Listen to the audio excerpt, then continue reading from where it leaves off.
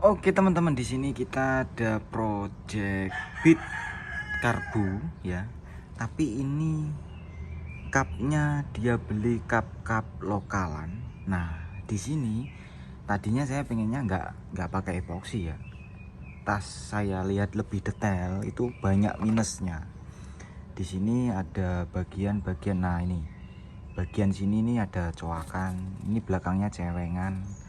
Terus di bagian sini juga sama, nih ada garis itu ya, sama. Terus yang parah lagi, bagian ini nggak presisi. Jadi kita baikin dulu, terus nanti kita amplas dengan 800 dms wet sanding.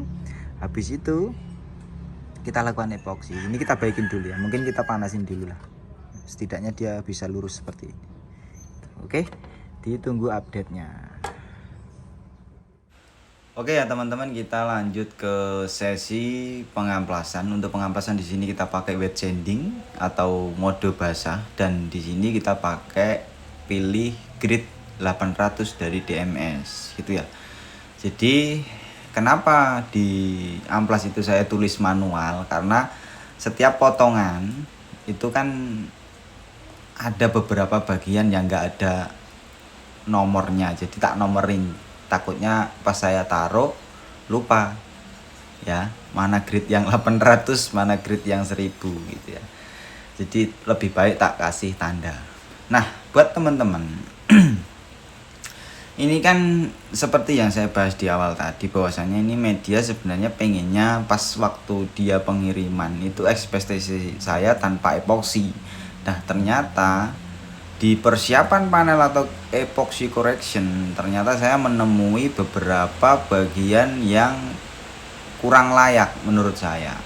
Jadi alhasil saya putuskan untuk saya epoxy gitu ya. Dan di sini nanti kita akan juga perbaiki bagian-bagian yang kurang layak tadi, seperti bekas cetakan, entah itu gimana caranya pabrik membuat, tapi kalau kelihatan seperti itu kurang bagus ya.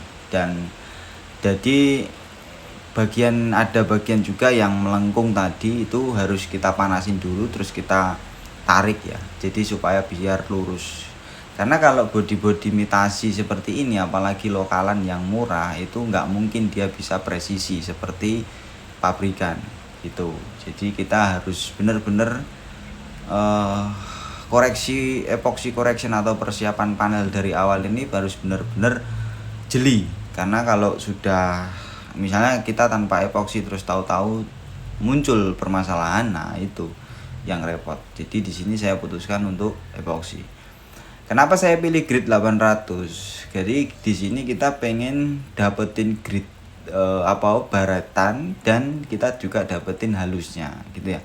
Apakah nanti baretannya nggak terlalu kasar mas kalau 800? Kan kalau DMS standarnya Eropa, jadi baretannya enggak teman-teman. Jadi ini kita naiknya itu nanti naik bahan epoksi yang viskositasnya tergolong cukup tinggi, karena kita di sini minim thinner, dan itu tidak ada masalah kalau kita benar dalam pemilihan ukuran nozzle ya. Seperti yang saya sering jelaskan, kalau kita mau merana ke dunia pengecatan, minimal kita tahu deretan beberapa ukuran nozzle dan peruntukannya untuk apa gitu ya. Jangan asal beli spray gun tapi kita nggak tahu nih peruntukan untuk apa. Misalnya 0,8 dipakai moxi, ya otomatis nggak bakal dapat performnya gitu.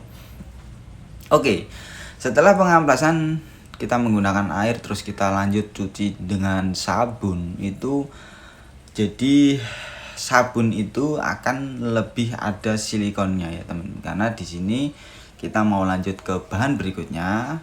Jadi di sini kita wajib untuk lap menggunakan degreaser, cairan silikon remover. Gunanya apa? Untuk memastikan tidak ada tidak ada kandungan silikon ataupun minyak di panel ya, atau kandungan zat residu yang ditinggalkan oleh sabun.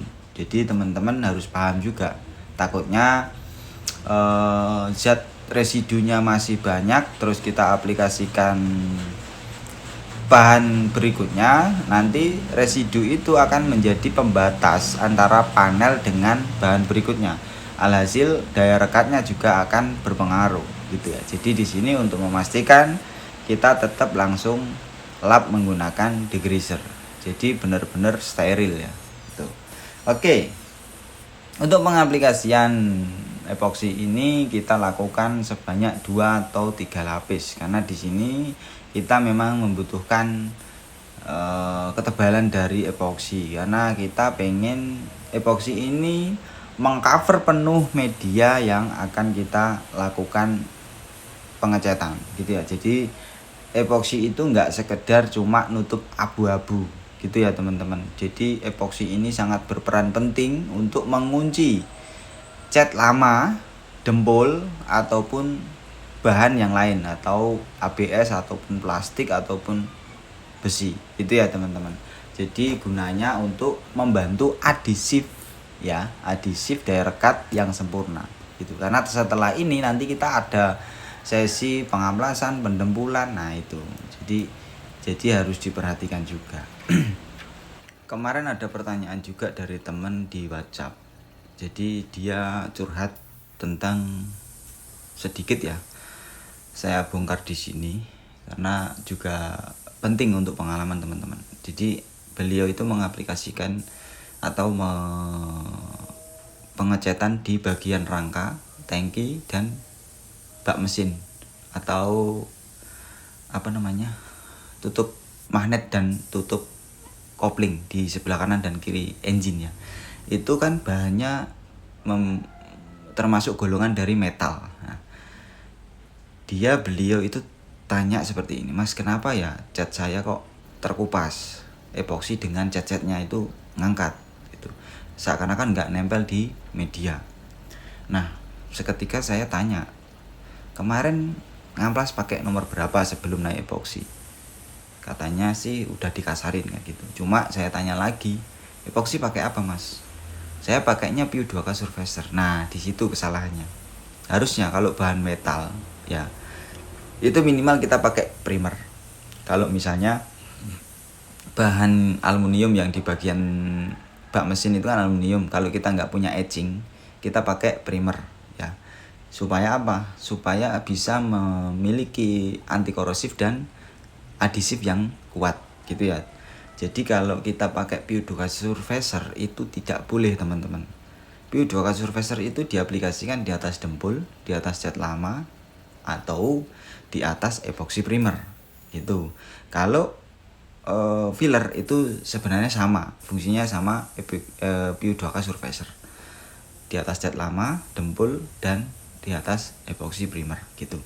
Nah, kalau untuk metal ataupun aluminium itu harusnya ya pakai epoksi primer ya. Jadi kita menghalau karat dan juga memiliki adhesif yang sangat kuat gitu. Jadi kemarin ternyata teman kita nggak paham, beli di tokonya juga nggak paham, ya udah alhasil pakai itu. Dan dia tanya, Mas ini gimana, udah terlanjur jadi kan? Ya kemungkinan besar kalau tidak ada benturan itu akan bisa aman, tapi seketika ada benturan dan PU 2K Surfacer itu kan tidak memiliki anti korosif. Nah, jangka panjangnya kemungkinan besar bisa didorong oleh karat itu. Jadi buat teman-teman painter yang baru terjun ya harus memahami juga tentang bahan supaya tidak hanya sekedar mengikuti toko gitu ya teman-teman. Oke, untuk epoksi di sini kita barengin ya. Untuk epoksi kita barengin ini media spin yang diamplas oleh Rizal kemarin itu.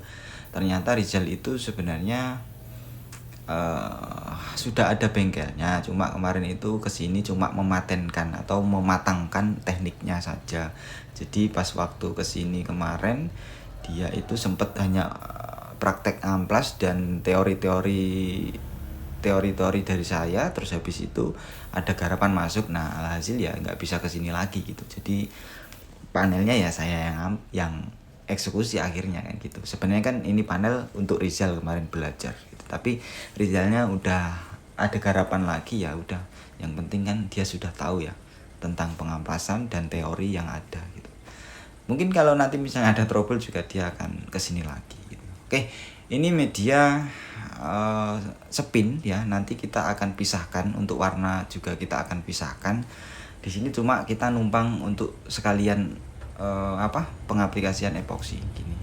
Oke, untuk ABS seperti ini sebenarnya kalau teman-teman misalnya punyanya cuma epoksi primer, itu nggak apa-apa juga kalau mau diaplikasikan di atas ABS di atas plastik, itu nggak apa-apa. Terus kalau bisa sih sediakan ya beberapa epoksi, jenisnya juga beda. Kalau bisa itu disediakan epoksi primer, epoksi filler, dan atau epoksi Biodual Surfacer supaya teman-teman lebih leluasa untuk mengaplikasikan bahan. Oke, untuk pengaplikasian epoksi sudah selesai, kita stop sampai di sini. Nanti kita akan lanjut untuk sesi pendembulan ya teman-teman. Semoga videonya bermanfaat. Saya pamit undur diri. Thank you for watching. Wassalamualaikum warahmatullahi wabarakatuh.